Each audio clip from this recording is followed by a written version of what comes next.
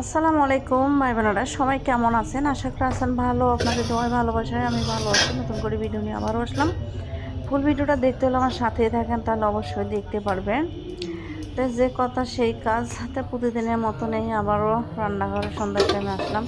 আসলে গরম, তারপরে ঠান্ডা বলির সাথে কোনো স্বাদ নাই। আমাদের গরম হইলেও চা খাওয়া লাগে, ঠান্ডা হইলেও চা খাওয়া লাগে। চাটা আমাদের সবসময় বাসায় থাকে। তো আসলে রং চাটা আমরা খাই না, সবসময় দুধ চাটাই আমরা পছন্দ করি বেশি। তা আসলে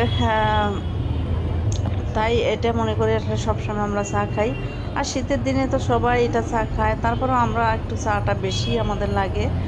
তাই যাই হোক, ভিডিওটা দেখতে থাকেন, অবশ্যই ভালো লাগবে। যদি ভালো লাগে অবশ্যই লাইক দিন, কমেন্ট করেন, সাবস্ক্রাইব করে দিন।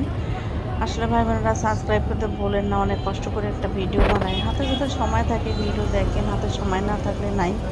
আসলে অর্ধেক ভিডিও দেখিয়ে আবার ধাক্কা মারি উপরে সদরঘাটে নিয়ে যান, আসলে সেটা আসলে কখনো হয় না। আসলে যারা ভিডিওর কাজ করে তারা তো জানে অনেক কষ্ট করে একটা ভিডিও মেনটেন করা লাগে। হয়তো আপনারা মনে করছেন ভিডিও একটা করলাম বা একটা ছাড়লাম, এটাই মনে করছেন, আসলে তা না।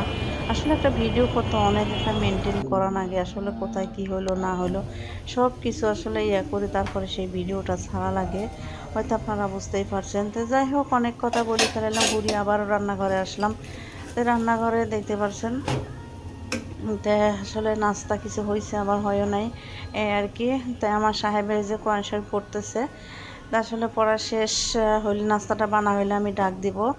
তো যাই হোক, ভিডিওটা দেখতে থাকেন। যদি ভালো লাগে অবশ্যই মনে করে লাইক দিয়েন, কমেন্ট করেন।